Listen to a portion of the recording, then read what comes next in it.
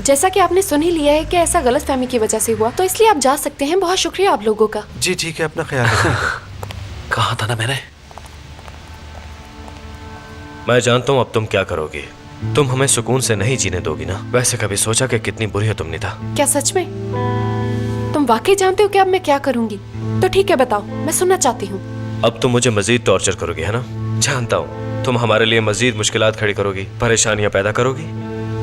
अफसोस है निदा। अपना हाथ दो। चलो भी जल्दी करो। ये लो। और हाँ, मेरे पास इसकी कोई और कॉपी नहीं है। तुम चाहती हो मैं मान जाऊं? तुम्हारी मर्जी है। तुम दोनों झूठी शादी करके भी इतने खुश हो, ये देख के मैं जेलस हो रही थी और कुछ भी नहीं। मैंने तो सिर्फ तुम लोगों की रिकॉर्डिंग की थी, लेकिन तुम लोगों ने मेरी गैर मौजूदगी में मेरे घर में घुस के मुझसे भी गिरी हुई हरकत की। रेस्टोरेंट में तुमने चाबियां चुराई। जुर्म तो तुम लोगों ने भी किया है ना, तो इल्जाम सिर्फ मुझ पर ही क्यों करी? हम कैसे मान लें कि तुम्हारे पास इसकी कोई कॉपी नहीं है? तुम पे भरोसा कैसे कर सकते हैं? हाँ वही ना। भरोसा करना होगा तुम्हें, और कोई रास्ता नहीं है। तो इसकी कोई कॉपी नहीं है ना? निदा, मैं तुम्हें कभी नहीं समझ पाऊंगा। आखिर तुमने इसकी एक और कॉपी क्यों नहीं करवाई होगी? तुम्हारा ये सवाल सुन के मुझे हैरानी नहीं हुई। जानते हो मैंने कॉपी क्यों नहीं बनाई? जब सब कुछ जानते हो तो ये भी पता होना चाहिए तुम्हें।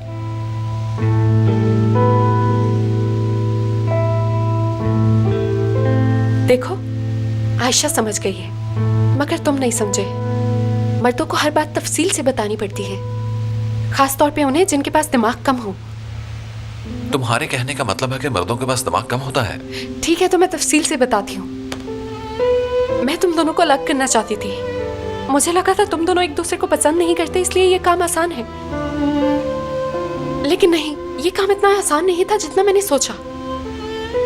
तुम्हारी बेइज्जती हो ये बात मुझे बर्दाश्त नहीं, इसीलिए ये रिकॉर्डिंग तुम्हें दे दी। अब जो चाहे करो इसके साथ। बुरा मत मानना, लेकिन मैं थक गई हूँ। घर जाके आराम करना चाहती हूँ।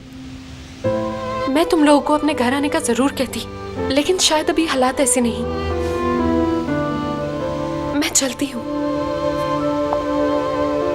ओह हाँ आयशा,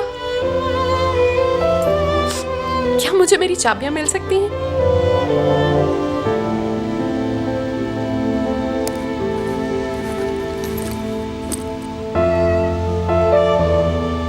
बहुत शुक्रिया तुम्हारा।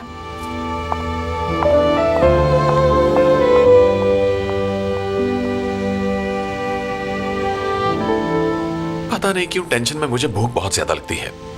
क्या हम लंच के लिए चलें? हाँ